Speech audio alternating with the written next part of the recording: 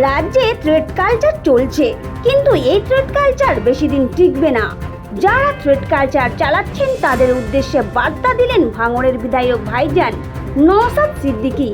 নওশাদ বলেন, প্রশাসনের ক্ষমতাকে কাজে লাগিয়ে যারা থ্রেড কালচার চালাচ্ছেন, কালকে সেই প্রশাসন কিন্তু চাপে পড়ে আপনাকে অ্যারেস্ট করবে।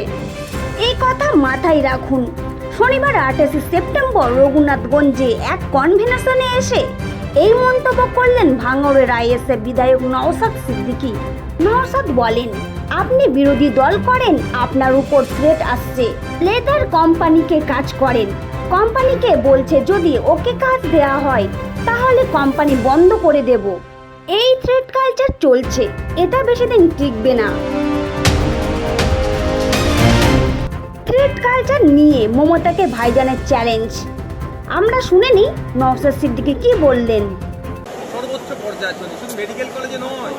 আপনি বিরোধী দল করেন, আপনার উপর থ্রেট আসছে।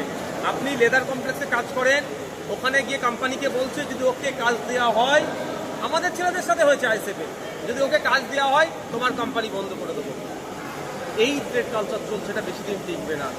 যারা থ্রেড কালচার চালাচ্ছে তাদের উদ্দেশ্যে বলছি, একটু ভাবুন, একটু ভাবুন। আজকে আপনি প্রশাসনের ক্ষমতাকে কাজে লাগিয়ে থ্রেড কালচার চালাচ্ছেন, কালকে সেই প্রশাসন কিন্তু চাপে পড়ে আপনার ঘাড় ধরে আপনাকে অ্যারেস্ট করবে।